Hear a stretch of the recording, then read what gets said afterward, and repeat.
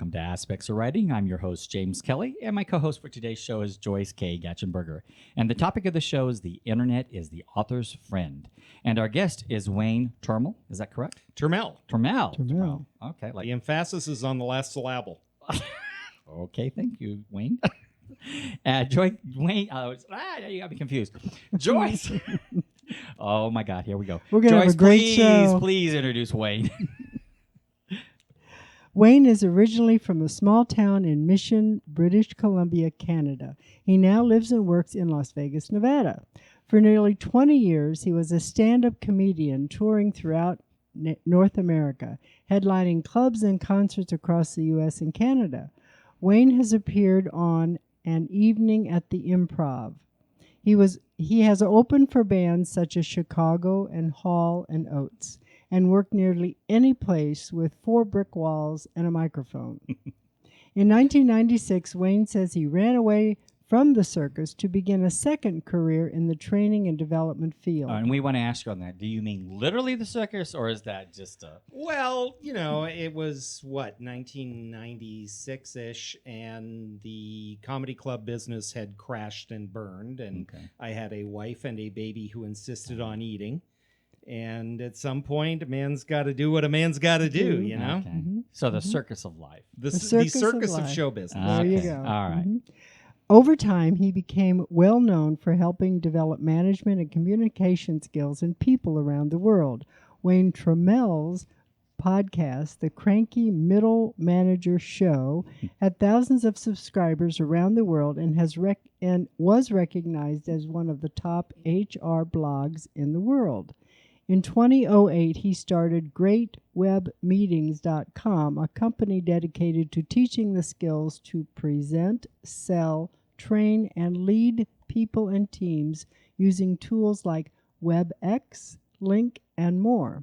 In 2015, Wayne merged with Kevin Eikenberry Group to form Remote Leadership Institute, where he helps clients around the world learn to present, sell, and lead people and projects when they're not all in the same place.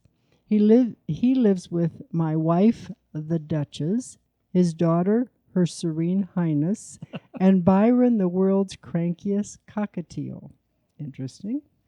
In 2003, as part of a mild midlife crisis, he set out to read the classic books he should have read had he actually gone to a proper college. The result was his first book, A Philistine's Journey, An Average Guy Tackles the Classics. Since then, Wayne has written numerous books, mostly on virtual communication and presentation skills. His short fiction has appeared in Rivalettes 2017, 2018, 27, 28, and 29, as well as online in e-fiction magazine, Dodging the Rain, and Storgy. His newest novel, Acres Bastard, came out in January of 2017. Although, to be fair, Acres Orphans, which is the sequel, came out in January of this year. Well, welcome, So Wayne. Thank you, Joyce. You're welcome. All right, I wanted to people don't know that you have a journalism background. You shared with us before I went on the air that you've actually went into broadcasting. Oh, yes. I was a broadcast major at British Columbia Institute of Technology. Okay. I can do the radio thing. There you go. If I have to, I can do it. When did you start writing? Well, I started doing stand-up right out of school, and of course you write your own material, and so I've been writing in some form or fashion since I was 18 years old. I wrote my stand-up act, and then I wrote spec scripts in Hollywood and did all that, and then I joined the real world and started writing articles, and then got asked to write chapters in books, and I kind of put aside fiction and all that kind of stuff for years. When I wrote A Philistine's Journal in 2008, I didn't know if anybody was ever going to care about it. I wrote it and then went, there's something here, and found a small local publisher that would do that. But I continued mostly to focus on my business-oriented writing. until 2014 when Count of the Sahara came out. And that was my first novel that was published. Okay. And since then, I've been living this weird bipolar existence where I'm doing basically one business book a year, and then every other year there's a novel that comes out, is basically how the timing works. So let me get this straight. You do business seminars, Yes. historical fiction, Yes. and then comedy on the side. I haven't done stand-up in 28 years. I hung up my mic. Right. I hung up my mic. I was going to say that's a little more than bipolar. Yeah. Tripolar. Yes, I'm tripolar. Quadruplex polar. I'm multipolar. Multipolar, okay. I'm polar fluid is what I am. I hung up my microphone for good the day I got my first full-time corporate training job. So from 1979 till 1996, I was basically living the life of the stand-up comic, and then in May of 96, I got my big boy job, and that was that. I have a question. Since you have all these skills, how do these skills transfer over from being a writer to being a trainer of people who need communication skills? What talent do you have that makes that possible for you to be so fluid? What I have is the ability to communicate, not just in writing, because there are plenty of people who can write who aren't great trainers. I've got this verbal facility where I have basically one talent. I talk. That is the one talent and that that's I was carried given. through from being when you and that comedian. has carried me through from when I was a kid to now.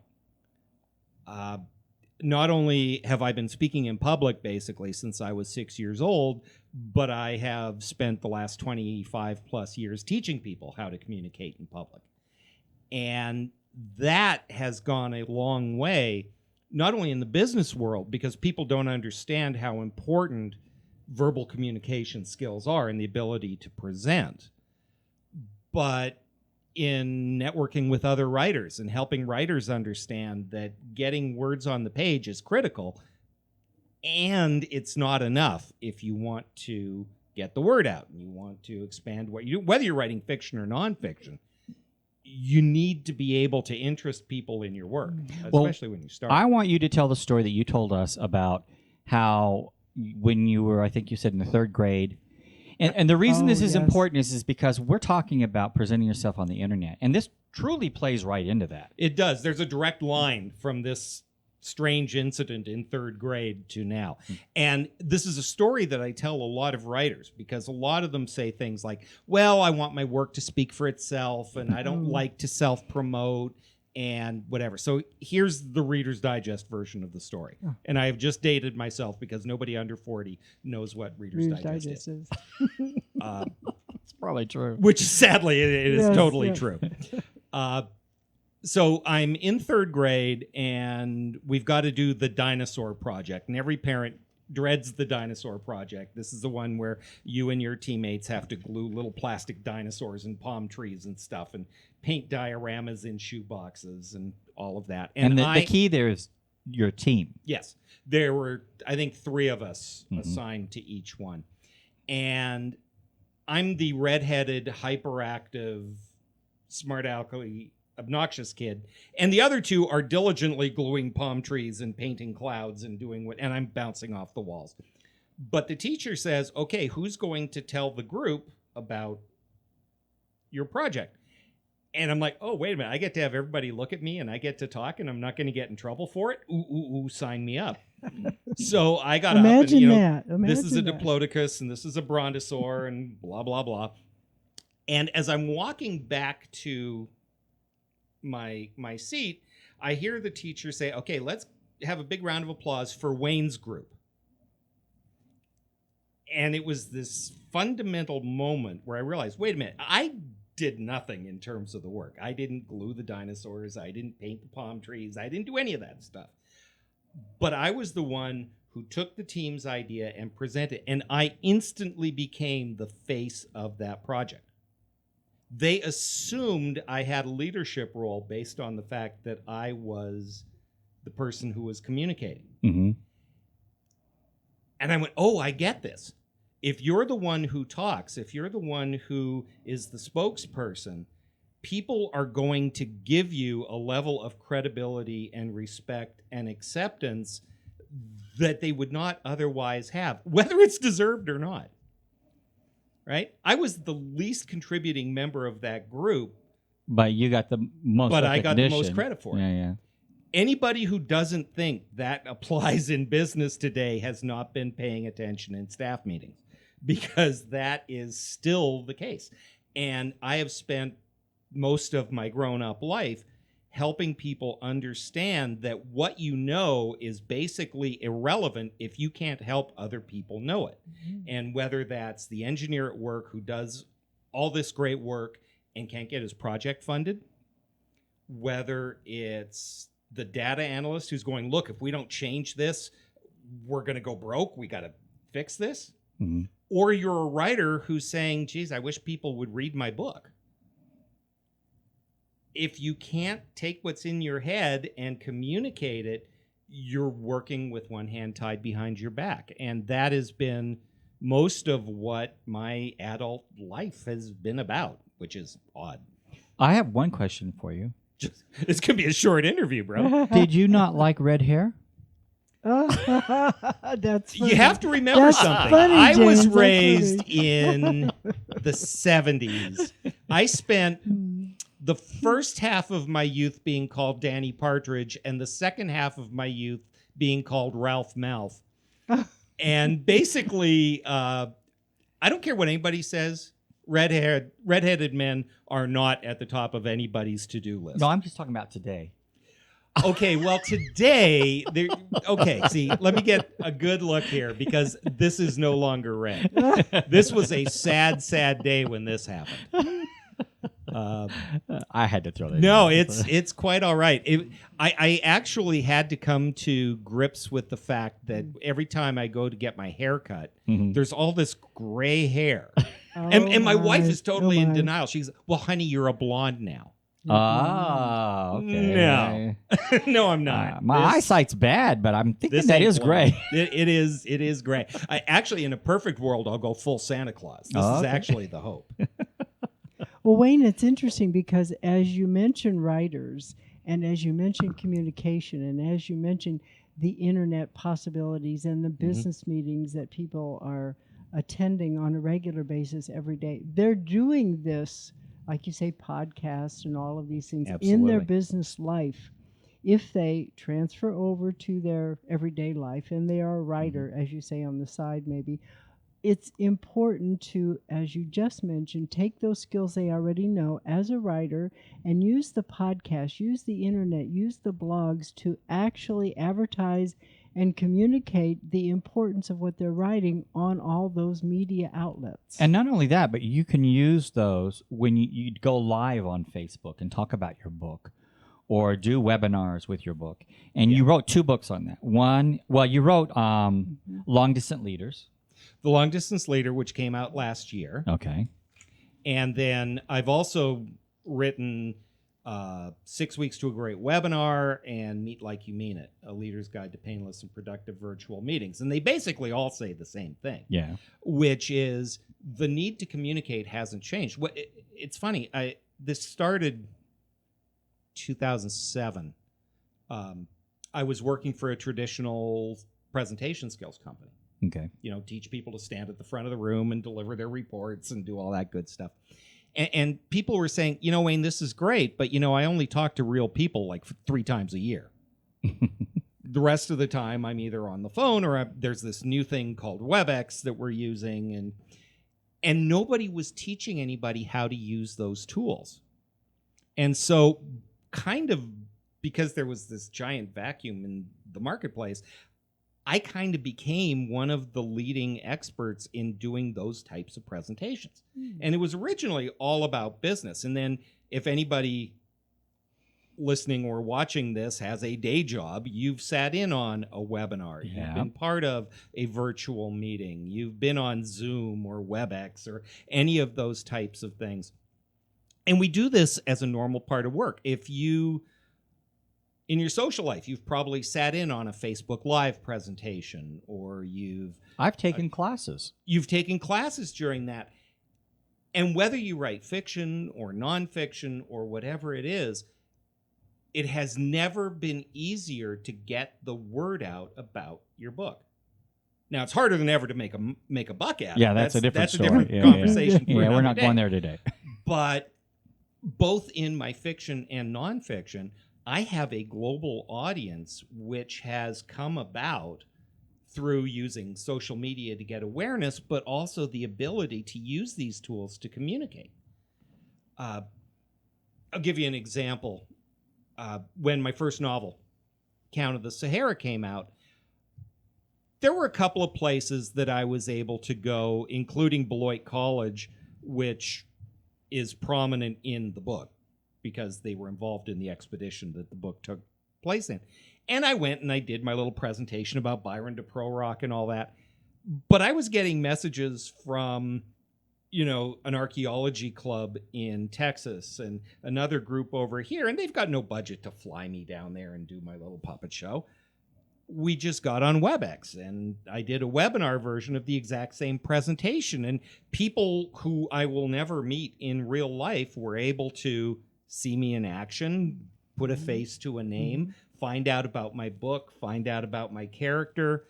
And that's just in the fiction world. In the nonfiction world, I do probably 10 to 12 webinars and easily 15 plus podcast interviews a year. Wow, pretty wonderful. To support my business. Right. Mm-hmm. Yeah. Right? If you're writing nonfiction, you need to be doing webinars and interviews and that kind of thing. And if you're doing fiction, it still is a great way to reach out. You can do book club talks without having to go to the book club. Yeah. And everyone uses the internet more than we probably even realize. Because I know when you do your blog, or I'm sure when you've done your shows, I use mine. And I always ask the people who are on my show, like you, put it on your social media. Mm-hmm. So we're really doing that without thinking about it. The presenting part freaks people out. There's actually a word. I actually got this word put in the Urban Dictionary. It's called glossowebinophobia. Okay. Okay, this is a good word. Stick with me. The fear of public speaking is actually glossophobia. Okay. That's the word for it. I just added the webina in there because what happens is that people who are unfamiliar with the technology, just as you've had people come on this show and they're a little freaked out by the microphone and they're afraid to touch anything, and Right. there is a technology piece to presenting online and to being able to do this. And you have to learn it and get comfortable with it. There is definitely a learning curve there. Mm-hmm. But it freaks a lot of people out. And so I know so many really, really smart people who won't do webinars because they're afraid that somehow it's going to make them look foolish because they don't know what they're doing. There are people who won't do radio for that reason. Yes. Yes. And, the part of me that is a shameless media hoe does not understand that at all. Well, I kind of understand it, but, I always tell people put themselves in a different place. I always psych people. I always say, well, you're just sitting here talking. We pre-record. There's no live audience. There's no one really watching us. Well, we both know that's not true. Well, but the thing is that, it makes them comfortable and they feel like, okay, this isn't bad. Cozy Yeah, little we're just talking to each fireside other. Chat, and you're like. and there's a living room. biological reason for it. Okay.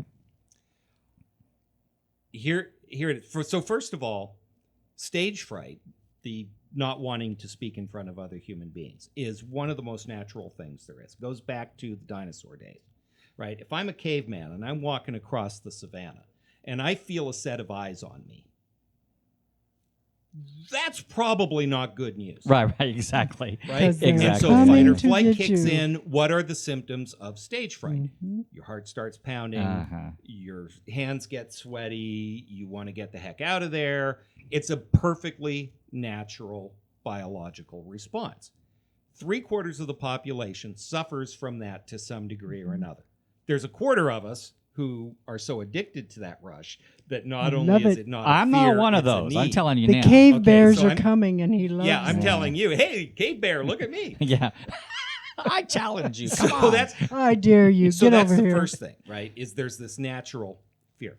When you add a technological component, you're compounding that. Here's the example. You ever drive late at night, it's pouring down rain, you don't know the neighborhood, so you have to turn down the radio so you can see better?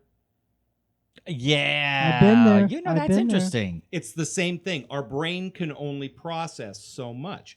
And if we start to feel overwhelmed, we start shutting out things we think are unnecessary so that we can focus on what's most important.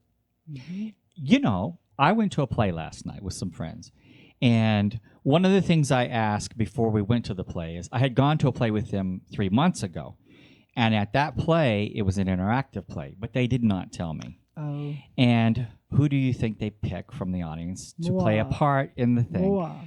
And they asked me last night before we went to go, we were having dinner first. They said, so how did you feel about that experience? I go, don't take me to a play again that's interactive. Oh. And they go, well, you know, you did this. As I said, I don't even remember what I did. I don't remember what I said because you're so nervous and you're thinking, oh God, everyone's looking at me. Mhm. So anyway, they said, well, the only thing you might have to do is dance. Dance. So I'm apprehensive the whole time. Is she joking? Is this real? and so it did wasn't. you dance? No, it wasn't interactive, thank God. But it's funny that you're saying that because you have all those feelings like someone's watching me, you know, and you can't think of anything else. Like when you said turn the car radio down, that has nothing to do with what you're looking at. Right. But you're eliminating distractions and you're trying, our brains want to focus on what is absolutely most important and disregard everything else. Mhm. It's a perfectly natural response. Because your body does everything it can to keep you alive. Yeah. That's your response Now, mechanism. the odds of an audience killing and eating you That are could extremely happen. remote. That could there might happen. be a I'm cave not saying there. I'm not saying it couldn't happen, but the odds are Right. that you're probably going to be okay. Right. Yeah. As a Right. matter of fact, as a speaker, the audience wants you to be good. Mhm. Oh, I They're thought you were going to say hoping. they want. They're They wanna hoping learn that you are good. something. They want to learn something. Yeah. It's when we get in our own way and we stumble and we get nervous but that's the other thing is that what I have spent years coaching people to understand is your audience doesn't want perfection. They don't want flawless. They want to not have their time wasted. Mm. So if Mhm. you are amusing them, if you are giving them valuable information, if you are not wasting their time, they're happy. Their bar is set very low for Right. what you're going to do. And now that you say that, as you're sitting there, once you've gone through the humiliation of being called forward, you're sitting there thinking, oh God, I hope they don't come back to me. So you're not even focused on who the person's up there Right. now that might be going through the humiliation. You're just thinking about yourself again. Like, I don't want to go back up there. Most of the audience is so glad it's not them, Right. Yeah. That's right. right? That's Yeah. right. And this extends all the way through. So whether your book, if you've written a book about overcoming addiction, you've got an audience that has a pretty high stake in you're giving them valuable information. That's right. They want to hear what you've got to say. Yeah. Mhm. And it's incumbent on you, by the way, to do this because you've got a message that you're trying to send. And the internet allows you to reach literally the entire world Yeah. with the push of a button. And the thing is that it's just you there by yourself. If you start visualizing a million people watching you, that's when you drive yourself crazy. Mhm. If you just say, this is what I'm going to talk about today, and don't think about who might be listening or watching, you get rid of all that anxiety because there really is nothing there. It's just you're talking into a camera. And that's why DJs are so obnoxious because they all think they can do comedy. Mm-hmm. Back in the days when we actually had DJs on the radio, Mm-hmm. they would come down to the comedy club and they all thought they could do comedy because they tell jokes all On day the air. long. Yes, Yeah. they do. And they tell them as if they're the funniest jokes in the world. And they never had an audience go, not so much. yeah. Hey, that's a good. I never thought of that either. That's true. The amount of brilliance that goes You're through just my so brain on a smart. regular. I mean, we are so honored. Oh my But you God! gotta How do understand, you? I do this for a living. I think about this stuff so you guys don't have to.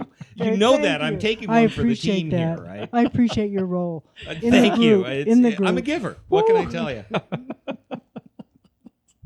All right. So, give us a couple examples of what you're talking about. Like, how would you promote your book on the internet?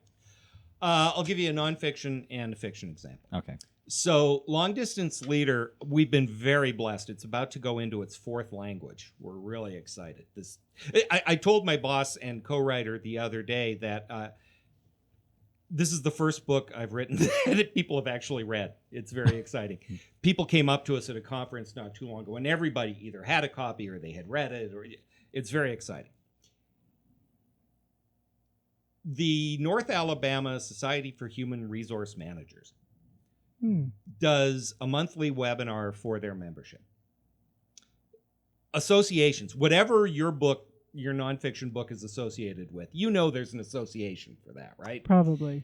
And so part of their mandate is to do education for their membership.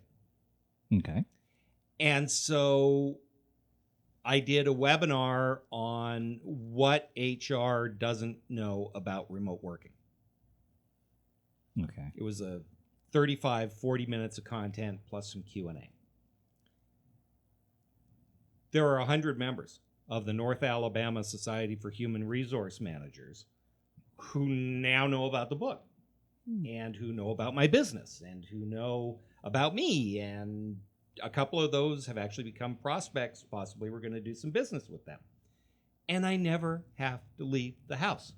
Right. And that's the great thing is if you have a business stance and you have a book about business, it's a little easier because I know a lot of people who'll even write a book so they have something to talk about. A book is nothing but an expensive calling card.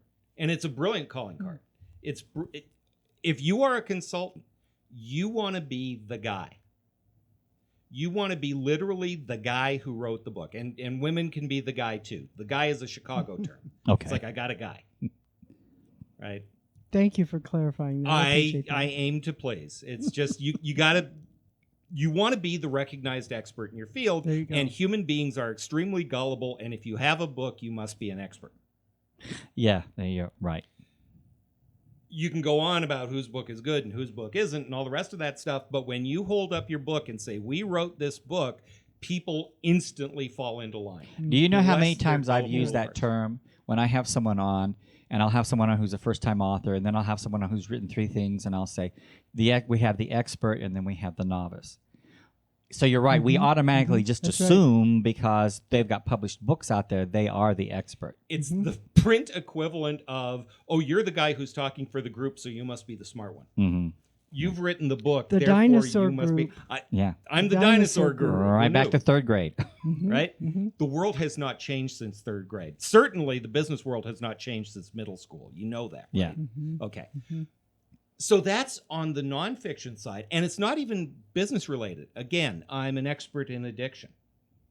How many groups are there out there who are offering support to people who are either supporting those who are addicted or trying to overcome addictions or whatever, right? There are speaking opportunities. There are chances to be on people's podcasts. All that stuff is there. So I'm just talking about nonfiction now. It positions you as the expert. It's what position, when you've got 5 people, all of whom are addiction counselors, why should I go to you? Right. Because you wrote the book. You're the wrote book. expert. You're the expert. So it's a critical part. If you write a nonfiction book, you absolutely have to do this because it's what we do. It's why we wrote the book. It's part of our mission. It's whatever we're doing. And you know how confusing that can be because if you think about exactly what you're saying, someone will write an article about coffee and how the caffeine can affect you, and it's got all these chemicals they use to distill the bean and all that. And then the next thing you're reading about is how wonderful coffee is for you. You need to drink 2 cups a day. But it's whoever the expert is at the time that you're listening to. Yeah. And that's so important that if we want we wrote the book because we have something to say. We want the world to hear us. Is it important that they get that information from the book, or is it important that they get the information? Get the information. Right. And I challenge authors all the time on that. Because they're thinking the book, I need to sell the book. But by giving the information, they kind of are selling the book. You're going to sell more books if you do that anyway. I mean, Meet Like You Mean It came out, I want to say 2013, 2014. And it still sells 20 copies a month. I mean, it just keeps chugging along because I'm on this show and, hey, I said Meet Like You Mean It. And somebody said, my meetings at work stink. What can I do about that? And, Meet Like You Mean I'll It. probably sell a couple the day after this airs. Let's hope so. Let's hope so, right? Otherwise, why am I bothering with the likes of you? Well, I'm glad you said that because the reality of it is radio does not sell books. Right. Radio gives you recognition. Right. And it's kind of what you said in the first place when you're going out there on social media. Yeah, you may be there to sell your book, but you're there more for the recognition. Yes. So that when you are doing a presentation somewhere, I heard that person. I heard him on the radio. I saw him on TV. Right. I read an article he did. And when you do podcasts and you do that, and you have a social media presence, and somebody Googles addiction counselors, your name is going to appear higher than your nearest. That's right. It's about raising the profile over time. And the same is true in fiction. Why should I buy your book versus somebody else's? And at the end of the day, if you've got a book by Stephen King and a book by Joe Schmo, and by all accounts they are equally good, whose book are you buying? The one who's most prominent. 9 times out of 10, you're going to go with the guy you've heard of. Right. Absolutely, yeah. It is always like sales. Nobody ever got fired for buying the national brand. Right. Right? If I've heard of them, they must be okay. So it might not be the greatest thing ever, but I've heard of them, so I can't go too wrong. And if I'm going to spend 15, 20, however many bucks on a book, I just don't want it to be a bad experience. Right. So how do people know about you? And so you've got to find ways to do this. Now, I speak to book clubs. If somebody is reading this somewhere a long way from Las Vegas and you'd like me to speak to your book club, a brother can hook you up because we can do Zoom meetings, which are free. I can sit in my house in Las Vegas and I can answer questions in real time and I can tell you about my book and we can discuss it and we can do all kinds of things and we can have a book club meeting without me having to go to Lord knows where and actually do it. That's just one example. On my blog, WayneTurmel.com. There you go. But if you go to my blog, I interview historical fiction authors. Okay. Most of whom I've never read and don't know, but through the internet, through Facebook, through Twitter, whatever, I say, hey, you're a historical fiction author. You've got a new book out. Would you like to be interviewed? Or somebody says, hey, I've got a new book coming out. Could I be interviewed on your blog? Yeah, absolutely. And I just want to interrupt you just a minute because you touched on something interesting. And as I was reading this, you write historical fiction. Yes. Why did you choose to do that? Because there's lots of research, and that's kind of a switch just a bit for you. Well, it basically boiled down to what are the stories that I like to tell and what are the stories I like to read. One of the things about growing up in small town Canada is that Canadians by nature have access to the world's literature, and we're pretty convinced that we're boring and nothing exciting happens there. And so all of the good stuff happens somewhere else, right? So I was reading Kim by Kipling and Treasure Island and Robin Hood and all that kind of stuff. And so that was where all the exciting stories were. When I decided to write my first novel, I was obsessed with an archaeologist named Byron de Prorock, who for about 6 months was the most famous archaeologist in the world. And then his life blew up. And I have this obsession with people who have all the tools for success and can't get out of their own way. Wow. If I had a therapist, she would know why that is, but but I was so obsessed with this Byron character and his story that when I was like, well, I want to write a novel, because even though I've had all these books and stuff published, I'll never be a real writer I know. Yeah. until I write a Mhm. novel, Yeah, right? yeah. We've all been there. And Yes. so for my 50th birthday, I wrote a book. And You turned 50? I know, hard to tell, Oh huh? my goodness. when you're as youthful and unblemished as I. But that was the story. And then when it came time to do the next book, I had this story set in the Crusades percolating for a long time, going back to when I was in Jerusalem, and I couldn't quite get it. And then I came up with the character of Luca, who's a 10-year-old orphan boy who's caught up in the Crusades, and I went, oh, it's Kim set in the Crusades. Excellent. And 2 books later, Mhm.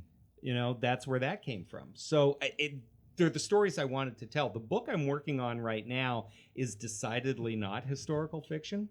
It's actually a modern urban fantasy, and we'll see. And I was a little nervous because, they tell you, stay in your lane. Right. It's Right. branding. And then I looked at my book, the sales of my novels, and said, what am I going to annoy both my readers? Right. Both of Yeah, you yeah, readers.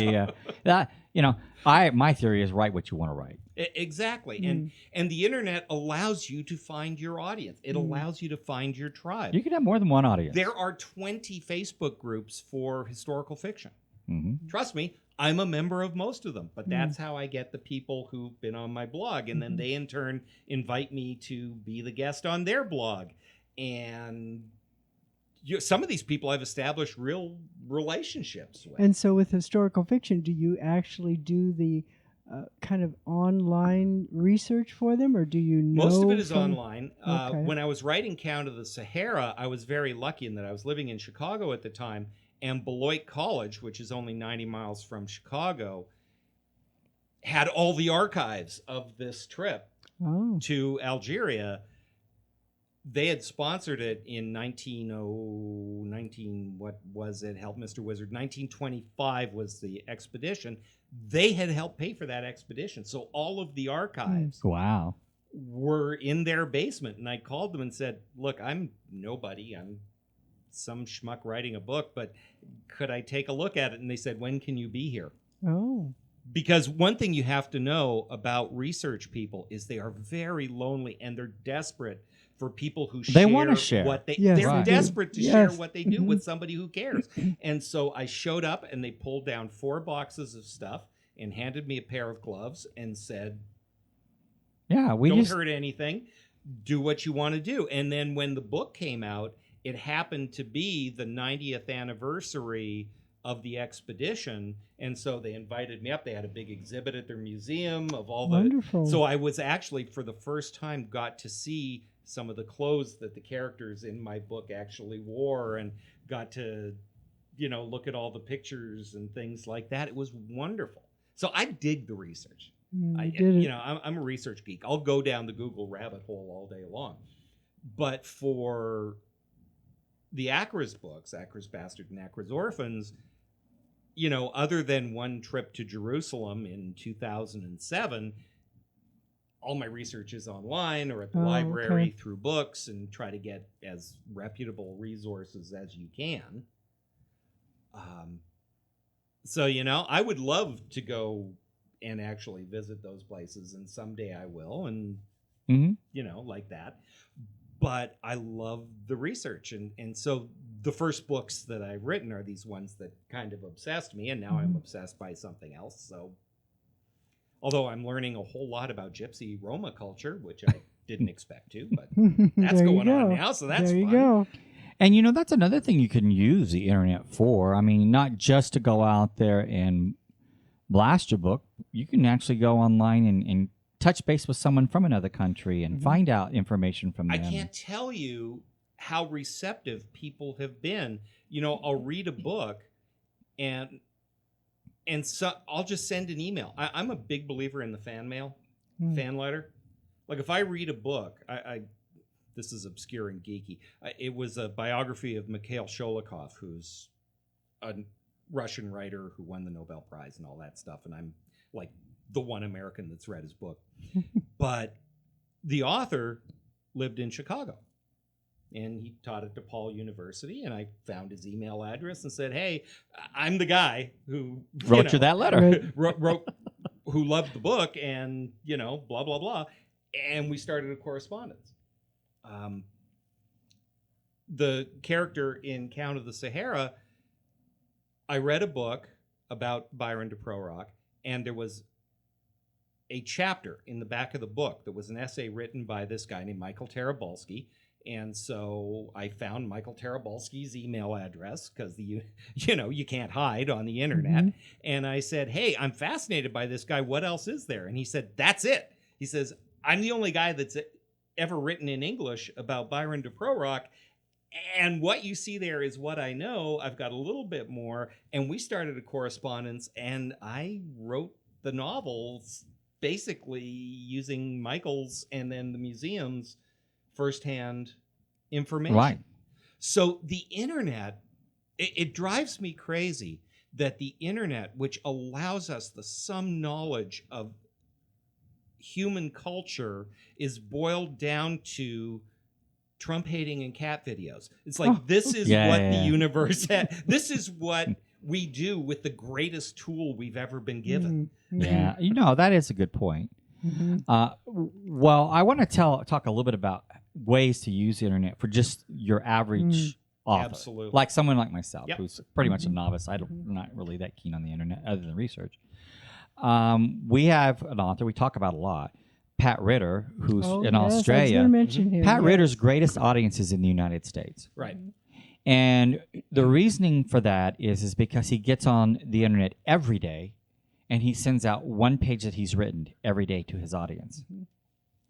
So he's already got a built-in audience when he finishes his book because they're invested into what he's been writing.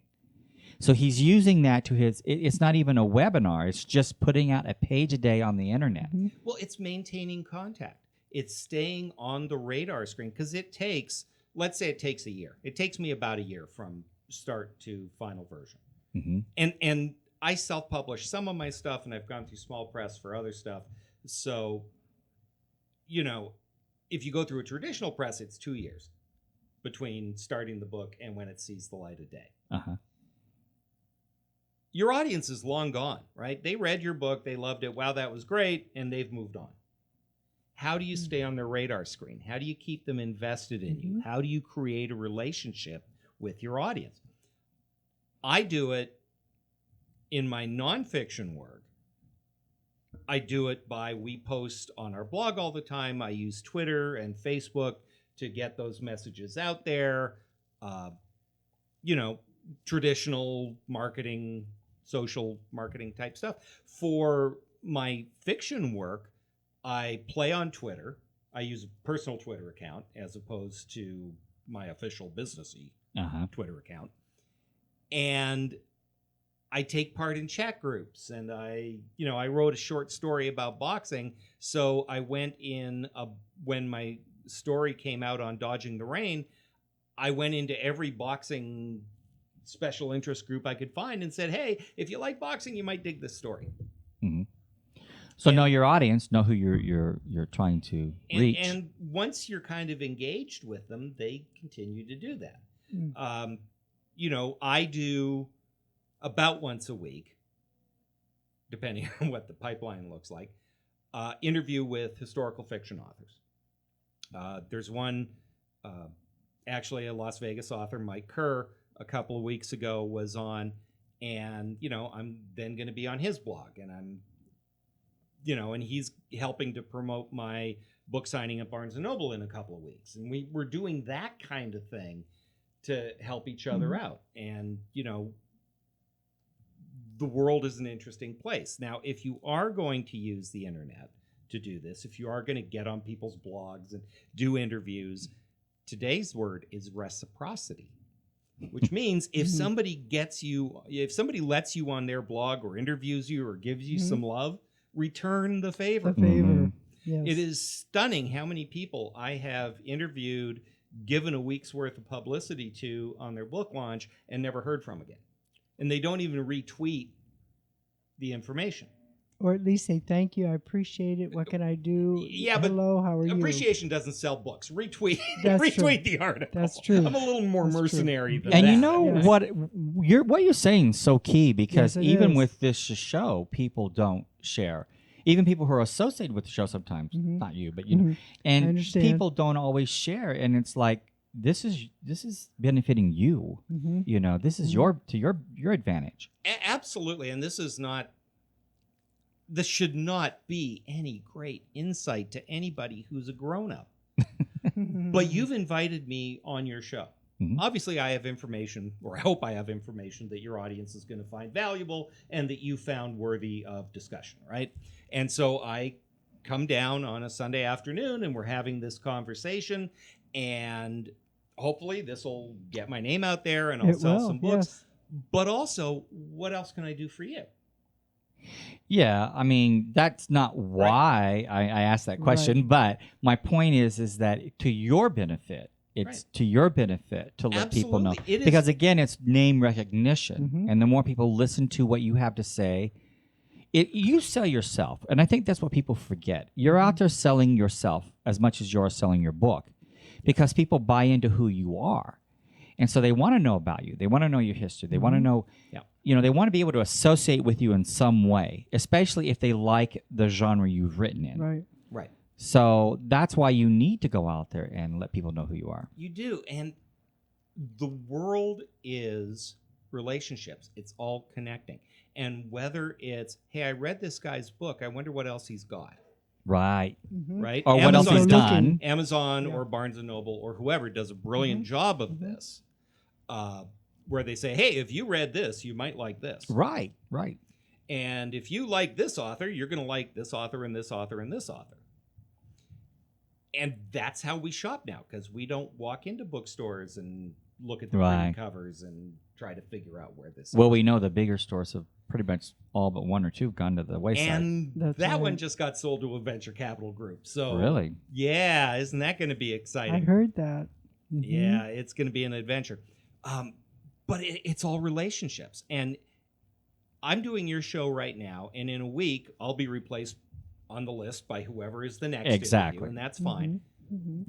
But I'm going to do two It's not things. that I'm we going to don't continue care for Yes, you. I- sharing your Yeah. show, which hopefully will bring other people to your show, and they'll go, well, that was cool. What else has James got? Mhm. Mhm. Right? And bring you an audience and continue to do that. And if people weeks from now find your show and go, oh, who else is there? Well, let's see what this Wayne guy has to say. Long after I've left this room, there is an afterlife. Well, I'll tell you one way that you can utilize our show, and this is not to tout my show, but you know, like no, we. but this is true for anybody who's using the internet to get the word out. Right? Well, what a lot of people will do is they will post the video portion of the show on their website, Mhm. because then when someone tunes in, now there's something visual for them to see you, to relate to you on a one-on-one. Because they may not ever meet you, especially if they're somewhere else in the world. Mhm. But now they have someone they can associate with. They can see you. They visually know who you are. They get to see your characteristics. And like I said, a book sell is selling you. Mhm. Absolutely. When you're doing a book signing, you're there with your personality to sell that book. If you went in there and you could be the greatest author ever, but if you just sit there and do nothing, That's right. you will not sell a book. Mhm. You have to sell that book. Mhm. And here's an example. Book signings are the most soul-crushing thing ever Oh. Right? in 90% of instances, because you're sitting there at a table with your work piled up beside you, and there's a bunch of people walking by. You don't know, do they read historical fiction? Mm. Do they like the kind of stories? Do they like their stories raunchy and bloody? Do they like their stories clean and pristine? You And don't also, know what any- era? What kind Well, of what historical era? fiction? Well, you know? historical fiction, right? The Crusades, the 20s. That's very different than somebody who only reads Regency romance. Mhm. You're in a room with a bunch of people. There's no, from a sales standpoint, you're not qualifying your audience other than the fact you know they probably like books, Right. right? And are willing to occasionally spend $1 on them. But you don't know if that's your audience. If you are on Twitter and you're following other you're using hashtag historical fiction. Now you've got the audience coming to you directly You've got for the historical audience fiction. coming to you, and right. at the very That's right. least, you've identified people who are at least going to be interested in what you've got to say and what is your book, and put your book in front of them. I love book signings because I am a ham and I love talking to people, and there's something, I don't care how many books you've sold, there is something about signing a book for somebody that is the coolest feeling. It's more in the world. personal. More It personal. is so great. Mm-hmm. But I would have long given up the business if I had to rely on sales from live book signing. Right. I looked at my Amazon, the Acrosbat books are available pretty much everywhere. They're not just available on Amazon. But I looked at my Amazon KDP digital publishing sales report this morning, as a matter of fact. And I have money coming next month from 6 different regions of the world. Mm-hmm. Australia, Canada, UK. Somebody in Japan is buying my books. Bless their hearts. That's a very good thing. And then, of course, the US. I can't go to London and sit in a bookstore and sign books and make that work. All right. Right? Most authors can't. Most authors can't. That's right. But if somebody in London said, we've got this book club, and could you talk to us for 30, 40 minutes? Yeah, I can. My short stories, I've been publishing them for a few years now. There's a site in the UK called Storgy, STORGY.com. And they're this ragtag little collective of guys. They're pretty much all guys, except for a couple of their reviewers are female. That's just who started the site. It's nothing personal. Right. But we've kind of created this little band of brothers, where we support each other's stuff. And they really enjoy my work, and they've published me a few times, gave me a very nice review for Acra's Bastard. But I support their work, and they support mine, and, we do all that. I have sold 8 short stories, I think. The last one is the first one that's actually been sold in this country. They like me in England and Ireland. I don't know why. That's where my short stories find their publisher.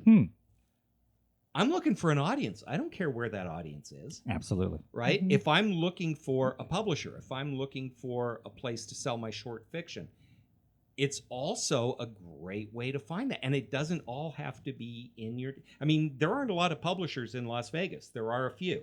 There's Mike Bray at Wolfpack, and there's Black Mountain, and there's a couple of others here in Las Vegas. But this isn't a big publishing hotbed. Well, and they're not your traditional publisher. They're a midstream publisher or a small press. They're a hybrid press. Right. They're whatever they are. But the point is, I said when we started, it's never been easier to get the word out about your book, and it's never been harder to make a living. If your goal is to get published, if your goal is to have people read your stuff, that's what the internet does for you. Mm-hmm. You can start talking about your book before it's ever finished, as long as you make sure you have it registered. But once you've got it registered, you can start selling it then, touting about it then, and let people know. Absolutely, and you can do advanced sales, and you can do newsletters. I will be honest, I have had zero luck with newsletters. The newsletter thing has not worked for me, at all.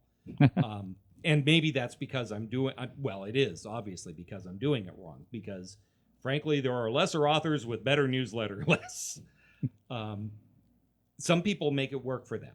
I think with a newsletter, what it is that, I get tons of mail every day. So if someone sends me their newsletter, I might not even open it because I'm really not going to have time to really read it anyway. And we're in such a hurry-up world today. That's why visual is good when you're going on a Facebook or you're doing your Instagram post or whatever, because it's something you can look at visually and then move on. Mm-hmm. will be honest, I don't do Instagram. There's another word I invented called tweet face link blogging, which is this tweet face link blogging. It's this feeling where, okay, I've done something, but now I've got to post it like 5 or 6 different places to get it, and it's exhausting. I could spend literally all day just doing social media, and I don't have that kind of time in my life. I have to make a living, and I like my sanity, such as it is. And so I've chosen Instagram as an area where I play. For my nonfiction, I use LinkedIn a lot.